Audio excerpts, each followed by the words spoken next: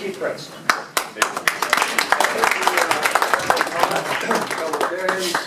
This is not going to be an actual introduction because we put an introduction in the spokesman, and I'm sure that you all read it.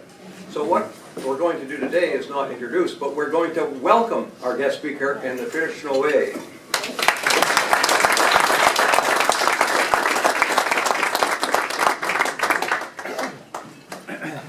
Thank you very much. I spent over 50 years as a teacher, so I guess the first thing I wanted to check is, do you need the microphone? Yeah. Okay, good. Okay, well, thank you very much for that. That's the briefest introduction I've had, but most welcome one. We're looking forward to the breakfast already. And I must tell you, just before I start, Mr. President, that I'm the Sergeant at Arms for the Ladysmith Club. And I've never seen the four-weight test so shredded in one day. However, I got a few good one-liners to take back with me. I would also like to present you with this, which is a copy, it's a ticket, actually a free ticket, in case any member from the club happens to be down in the Ladysmith Way at the end of May. The 26th of May is our big Rotary Garden Tour. 16th year we've had the garden tour, and I happen to be the chairman of this year, and my wife was very instrumental. This is my wife, Isla, and Isla was very involved with selecting the garden. So we've got a great tour on. We give you one ticket. Hopefully you'll bring somebody with you. You can use that as a draw or give it to any member that's interested. So welcome to the Rotary Garden Tour, Sunday, May 26th. Okay. Well, I just got to find a place to stand here. Where probably Isla doesn't. I was used to seeing my backside, so this is safe. I have given this talk. This is the 11th time since November I've given this particular talk, because it seems to be a concern, particularly in island communities, and I'm going to have to go like blazes to get through it all so that I can keep your 20-minute time frame. Afterwards, hopefully there'll be some time for questions, and Isla and I don't have anywhere to go right away, so some of you aren't working, heading back for work and are in a terrible rush. I'd be very pleased to sit around and answer some questions for you. Also, because there's a lot of statistics and graphs and different things, tables, where it's hard to get and absorb all the information very quickly. What I'm going to do is I'm going to leave Colin a copy of the PowerPoint. And then you can distribute it or look at it. It's all correctly cited, I hope, and indicates where the sources came for the different things. So all I ask is that you don't publish it, but you're perfectly welcome to share that information within your club, okay? And that will allow me to go a little quicker and say, no, you don't have to read this whole one. Now, if you remember from reading the introduction that was referred to by Keith, my wife and I spent 8 years in China. I was teaching with her at a university and developing a new university program, a new faculty, as it turned out, in the city of Guangzhou in the south of China. However, through strange circumstances, including getting asked to serve on a government committee to correct Chinglish, I got very involved with what was happening in the tourist industry in China. And I was just astounded by some of the figures that I discovered. And when I came back to Canada, I was able to confirm those figures with our own Canadian tourism system. And that's the reason for the title of the talk tonight, which is, or this evening, or this afternoon, the Chinese are coming. And they're definitely coming. And I'd like to try to show you why I think this is a virtual certainty. So, one last comment. A lot of people ask me why I come and travel all over the place just for a 20-minute talk. I find it's a wonderful way to meet different Rotary groups, and I'm a relatively new Rotarian, so that works out great for me. We get a chance to see what other people are doing in their meetings. But most importantly, I think we as Rotary have to serve our communities. And I think there may be some information here that will help those of you or your neighbors who are in business to think again what you might be able to do to accommodate this wave of Chinese that I see coming through. Okay. Now let's get on with it. This is where we're talking about, and as you know, it's a huge country and very, very densely populated in some parts and not so in others.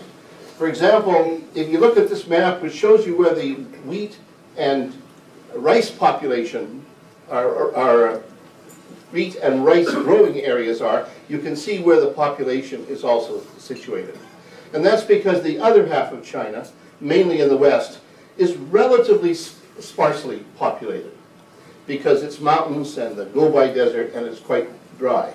So when we talk about China, we're really talking, and where the people are coming from, we're really talking about the northeast and the southeast of China. Okay, and there you can see the population figures match very closely the growing areas as well. So, where are the people that we will be getting from? Mostly from, again, the south and northeast of China. You won't see very many people.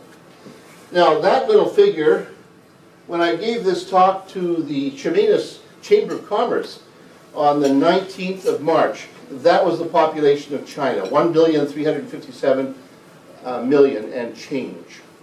And I checked with this Country Meters info, which is an interesting site that shows you that it's a clock. And it shows a clock for all the major countries in the world and how fast they're growing. You might want to have a look at that, so I gave you the URL for it. But that's the figure in, what, roughly a month ago. And there's the at noon today.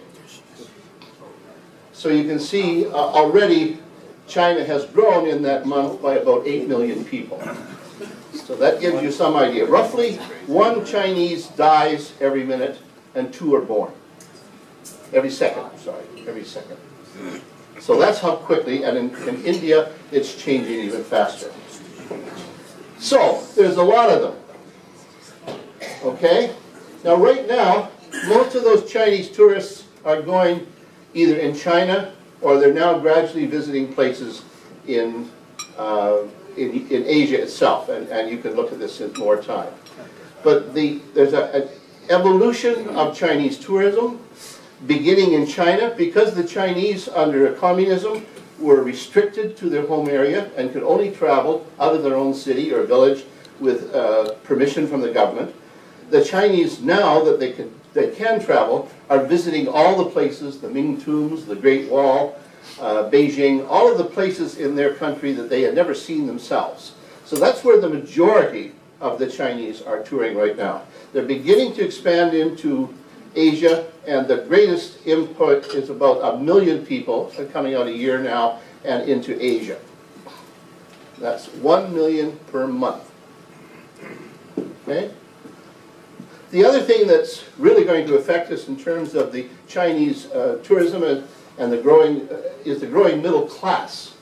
And you can see here, if you trek back to 2005 and look forward to the projections for 2015, there is a growing middle class, a lower middle class, of course, much faster, and what we would call an upper middle class.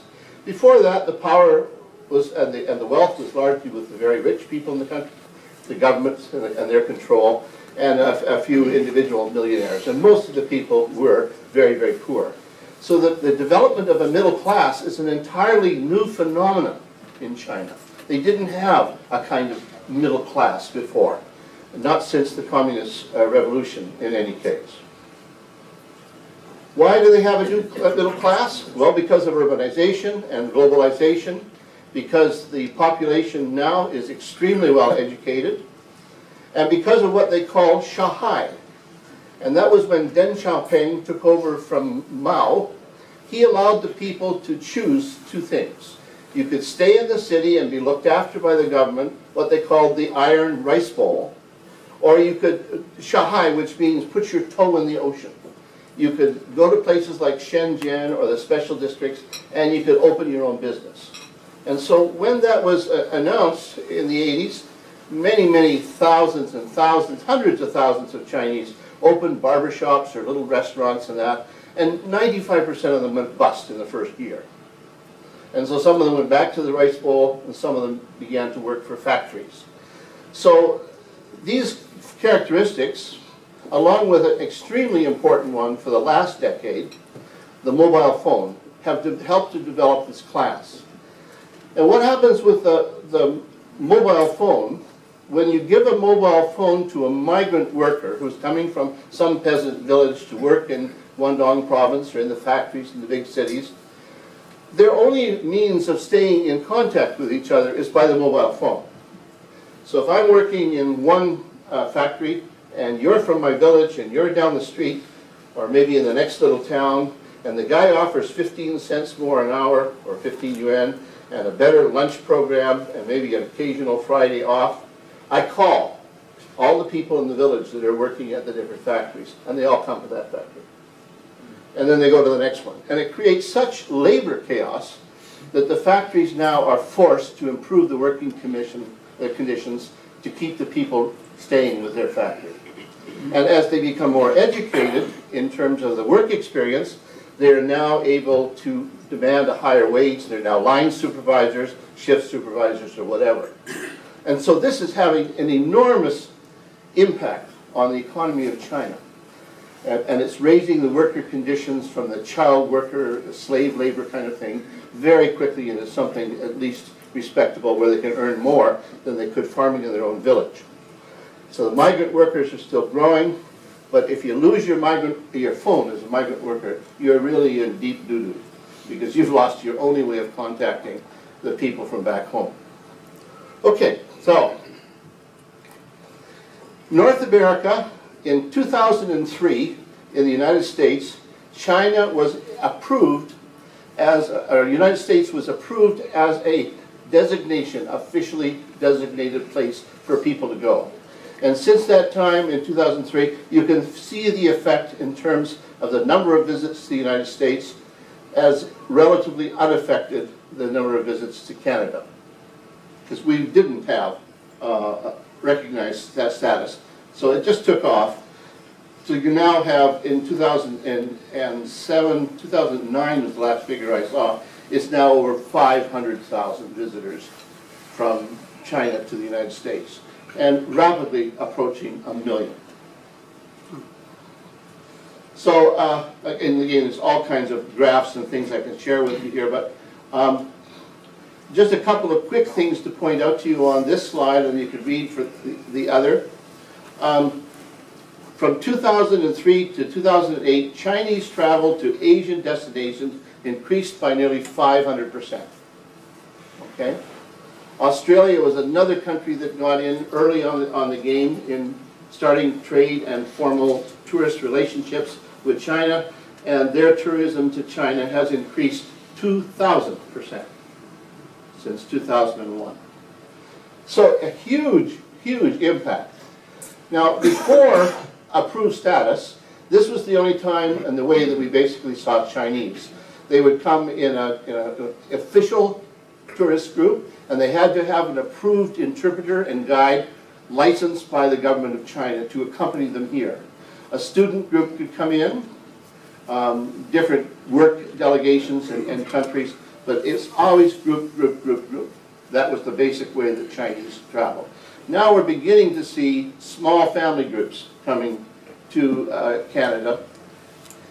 This was June 25th, 2010, when Canada received official approved destination status. Now, destination status doesn't just mean that Chinese can come to Canada. More importantly, it means that Chinese companies can advertise tourism in China. You can have an email site that they can tap into. You can have a relationship or an agreement with a Chinese travel agent to promote your kayaking business or your climbing business or your B&B or whatever. So it's a huge, huge change, and it has almost immediate impact when it happens. This was approved in February 2010, officially June, but that's when it started. And the Chinese, there were some changes in the society to when the Chinese could have their holidays, which has also made a big double. When I recorded this information from canoe.ca, Air Canada planned to double its capacity between Canada and China as of September. It is now 2.5 times in 2013. Okay? So it's becoming, as you can see, there's the red line. I don't have a laser on this. I don't think Colin do You it. do here. Do I? Red button. Yeah. The red button. There we are. Okay. So there's the red line that shows when we had the official approval. And look what happened immediately afterwards. Immediately afterwards. And it's still literally going through the roof. There's an estimate that shows you up to 2012. So 2005, there were 113,000 trips. As of 2012, 266,000 trips that Chinese were making to Canada. The spending is also increasing. They were pretty tight with their dollars when they first came here. Now they've got some income, they're middle-class people, and they're spending more than twice as much on average as they were before. In the same time that these figures of tourism from China have doubled, the number of tourists from the United States has increased, or decreased by 2%. So that shows you the shifting demographics of that. This is what they see and expect in the American experience, although Hong Kong now has its own Disneyland, so even that has changed. And here you can see up to 2007, I couldn't get newer statistics available. This is what they're spending, this is what they're paying, but again, look at that change from here in 2003. That's what happens after the approved status came. Now we're approved over here in 2010, so we don't know how much of that impact is going to hit Canada yet. Chinese attitudes, US versus Canada. It's the Americans as powerful as compared to Canada being more friendly, rich as opposed to safe, famous as opposed to quieter, successful compared to less political, exciting, it's a more natural country here, expensive, expensive. I don't see much saving by going to Canada. Interestingly enough, when you go to China and you get into a taxi cab and you go for a little while, that's one of the first questions they'll ask you. Where are you from? Literally, what country have you come from?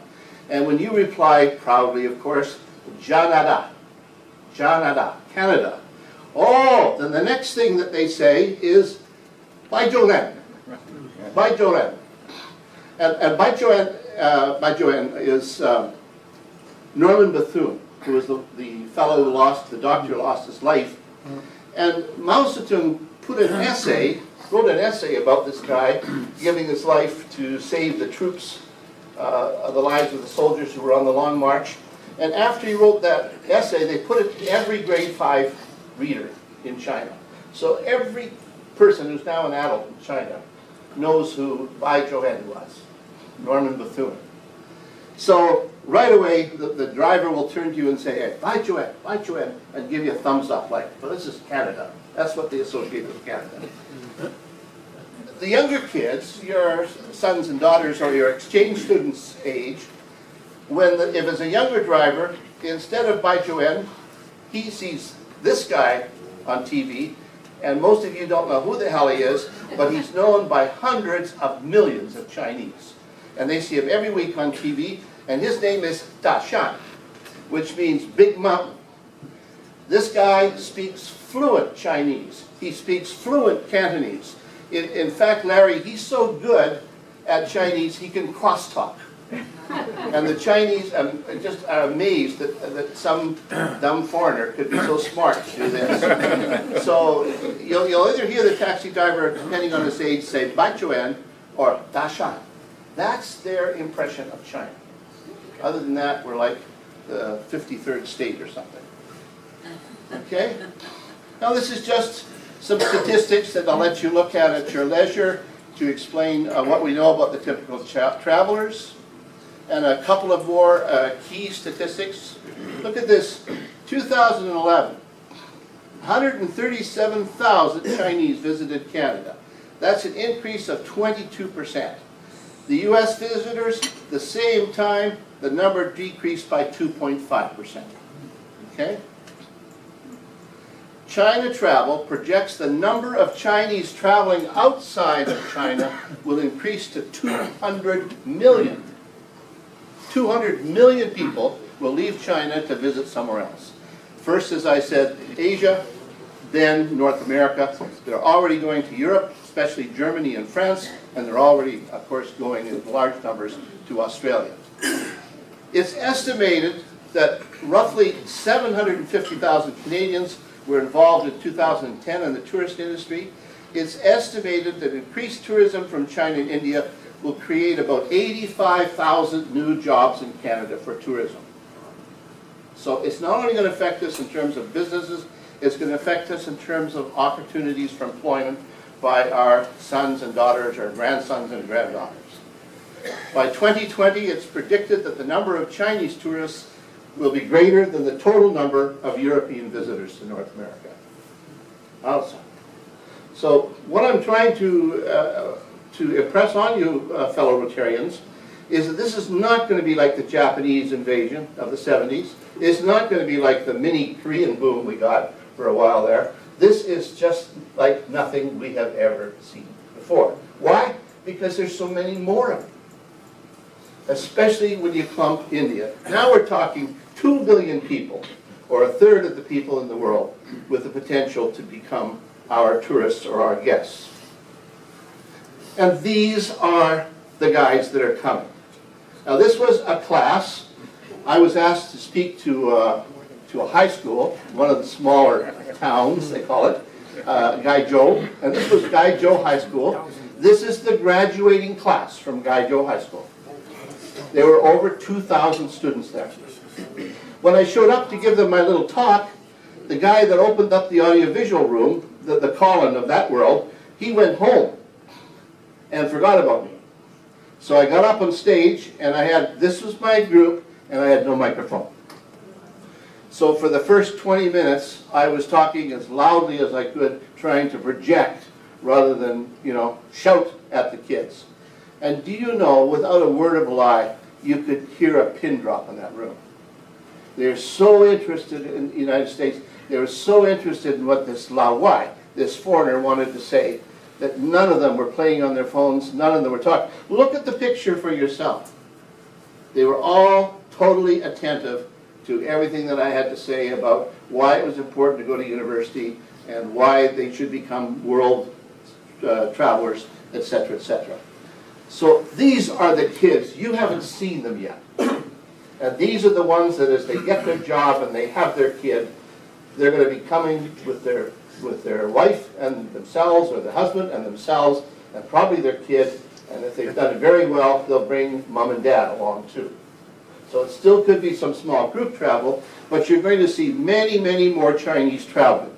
Another reason why these people are going to travel is because they have had a minimum now in high school of 6 years of English, and by the time they finish university, they'll have 10 years of English instruction.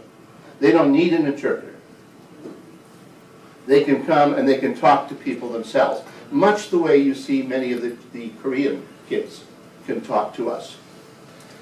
How are they different? Well, there you are.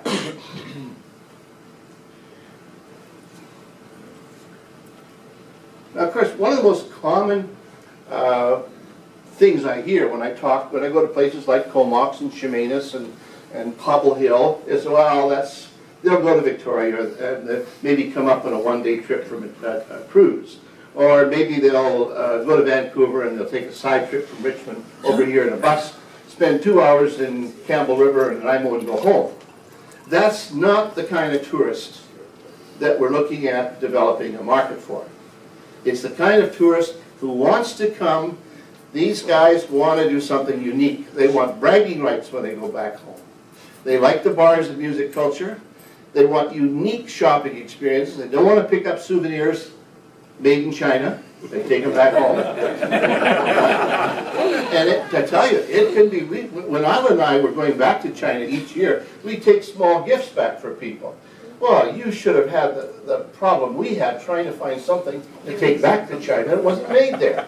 Canadian playing cards? No way. Beavers? No way. It was all made in China. So we have to be creative and think, what do we have to sell them other than maple syrup, right? And Hudson's Bay blankets. What can we market to them that they're really interested in?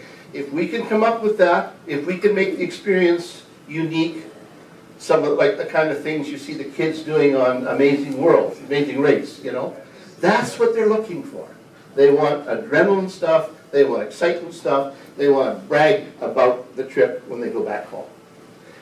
Never mind about your Gucci bags or your Rolex watches, they can get them in Hong Kong cheaper than we can sell them here.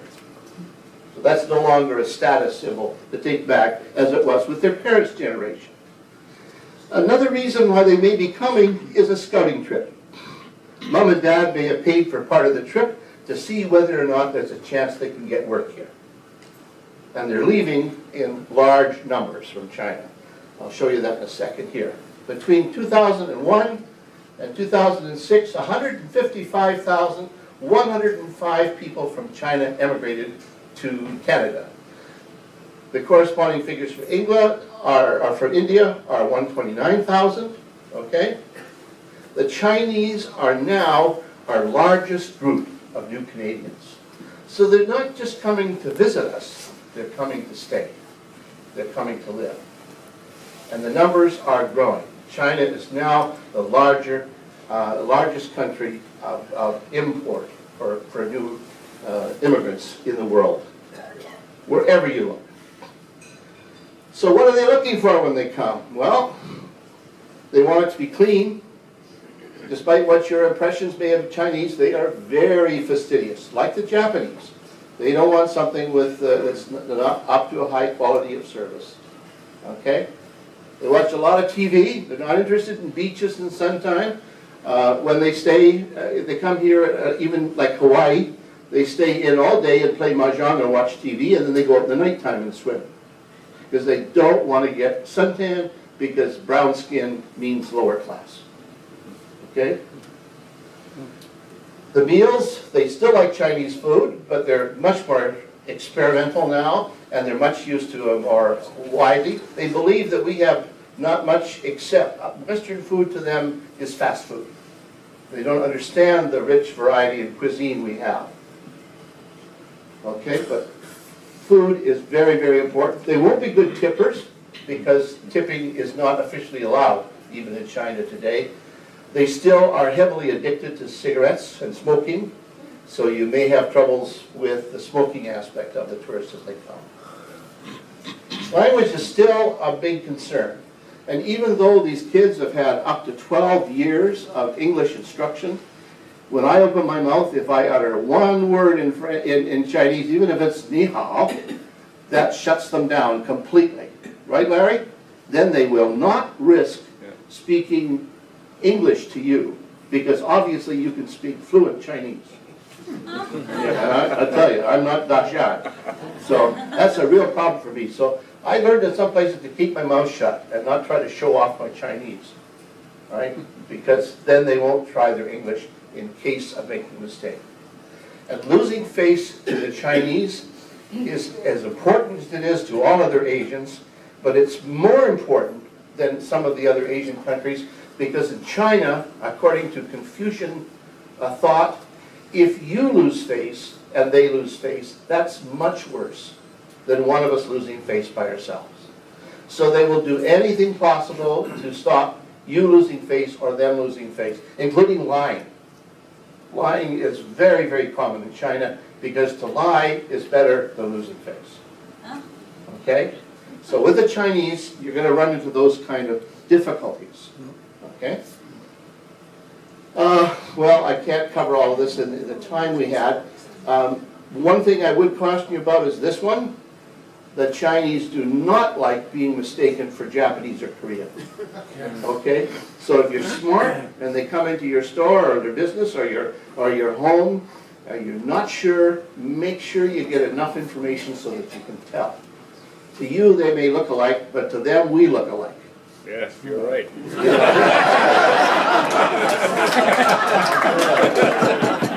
I'm sorry about that, Larry.